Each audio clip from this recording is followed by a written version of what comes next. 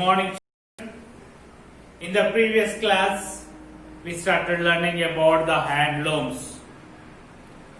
So in our state, the Pochampalli is famous for ikat sarees. We learnt the process of making ikat sarees and raw materials used in making ikat sarees, what are the tools used, what are the stages of weaving saree and dyeing. Next we also learnt the different kinds of shades, how do the weavers they get the different shades of colors in weaving. All this we learnt in the previous class. In today's class, we will learn about the families of weavers. Example, we have given a family about the Jagathaya and what are the problems these weavers community is facing. These things we will learn in today's class. First one we see about the Jagathaya's family. This Jagathaya's family, it lives in Pochampalli. This Jagathaya's family, it got this weaving as profession, as a hereditary base. They got it as a hereditary. So this Jagathaya's family, it engaged completely on weaving sarees. All the different family members, they are engaged in the different tasks of weaving sarees. So this Jagathaya, as he became old, he is engaged in simple work, that is winding the yarn. His son Murali, he is engaged in weaving sarees on maggam, or we can call it as petlooms. In the process of making ikat sarees on maggam, these weavers they use different kinds of tools. What are the tools do they use? They use chitkasu. So what do you mean by chitkasu? Why do they use this? It is a curved frame made for the weft ikat with the pegs on which weft threads are grouped. So it is made for what? It is made for the weft ikat. So with pegs on these chitkasu, weft threads are grouped. Then next they use punning, achu and rubber tube. For the different tasks, all these tools are used. These tools, what are those? Chitkas, punning, achu. All these are made of the wood. All these are the wooden tools. So these what are the raw materials they use? Already we learned. Where do they get from these raw materials? These weavers families, they get the raw materials like silk yarn, jerry, design. All these things they get from the master weavers, or sometimes they get from the cooperative society in which they are members. Do you understand? Where do they get the raw materials from? They get the raw materials like silk yarn, jerry and designs from the master weavers. Sometimes they also get from the cooperative societies in which they are the members. It is, what is that? Weaving saree is hereditary occupation for the Jagathaya family. Whatever the income they earn from this saree weaving, from the weaving, it is not sufficient to lead their family. So whatever the raw materials they get once, that is used for making 8 sarees. Understand? They use that raw materials to make 8 sarees. So they get 1200 per saree. How much do they get? They get, all the family members they engage in the weaving.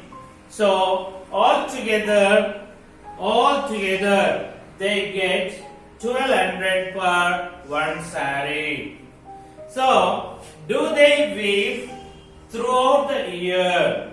Yes, they weave throughout the year. But in some months they do not work all day. Means they work only for few hours in a day. In which months do they work like that? Especially in summer months. In months between March and May, they work only for few hours. Why? Why do they work only for few hours between this March and May? Because the temperature is very high. The temperature is very high. So when the temperature is very high, this silk yarn get cut.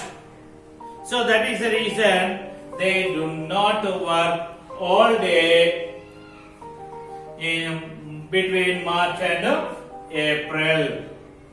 So these families, not only these Jagathaya families, the families of weavers families who are living in the Pochampalli, they used to weave for the cooperative societies. Earlier, they used to weave sarees, ikat sarees for the cooperative societies.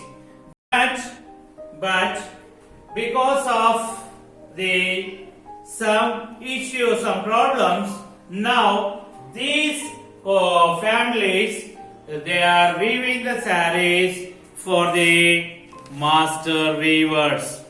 They are weaving the sarees for the master weavers. So these cooperative societies in which these weavers families are the members, they provide the economic assistance to the weavers families. What kind of economic assistance? They provide the insurance in the case of unexpected illness or unexpected death of the family member from the weaver's family. So in that cases, these cooperative societies, they provide the economic assistance to the weavers families, and also they help in getting the loans. The cooperative societies, they help in getting loans for the construction of houses. Okay, now the cooperative society which is there in the Pochampalli, it is not able to give enough work or the sufficient work to the weavers. So that is the reason many of the weavers families, they are weaving the ikat sarees for the master weavers. Understand?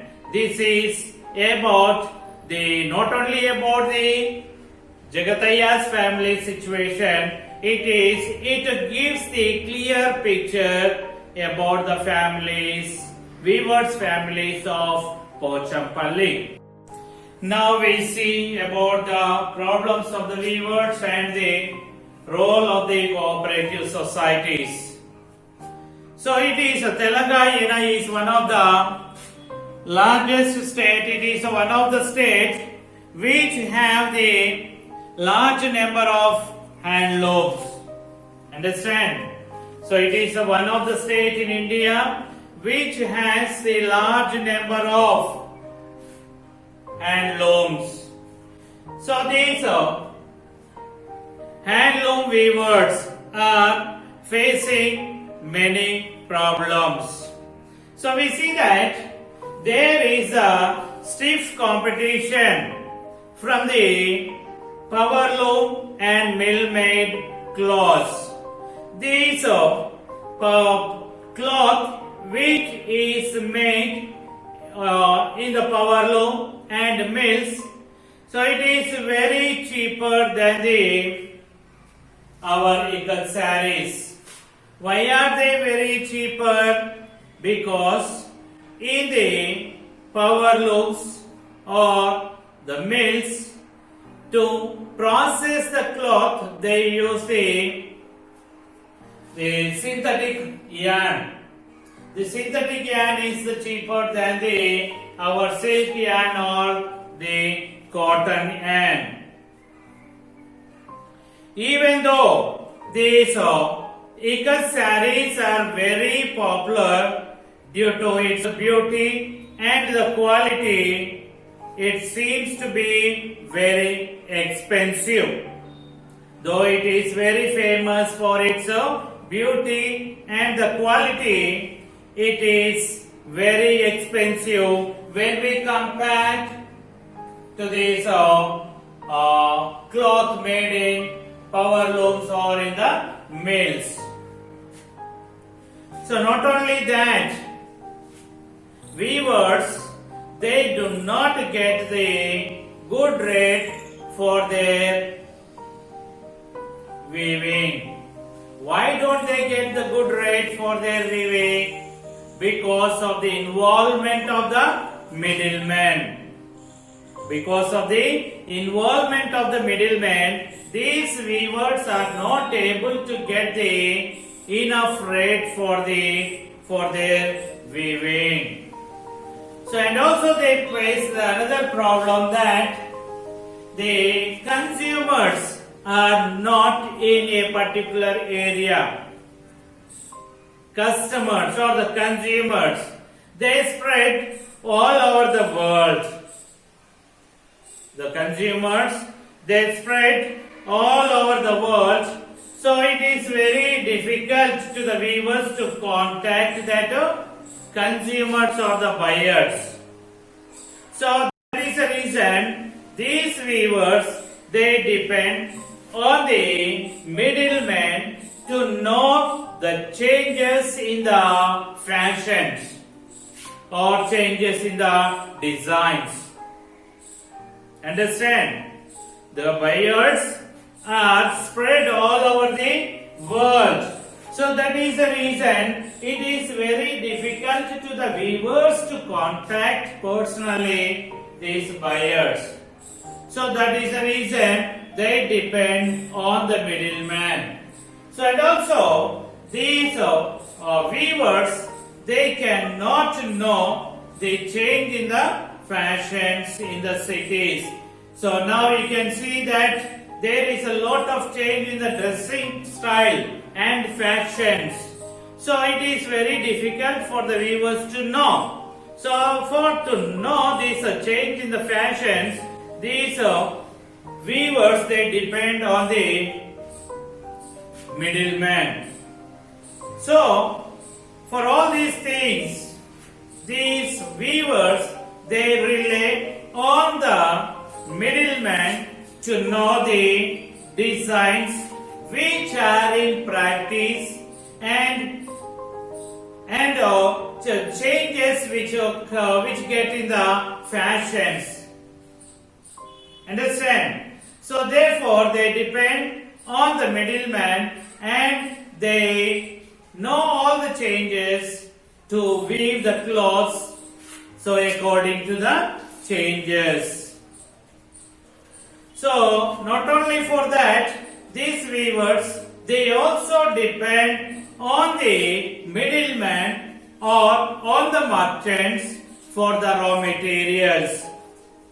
So raw materials like cotton yarn or the silk yarn.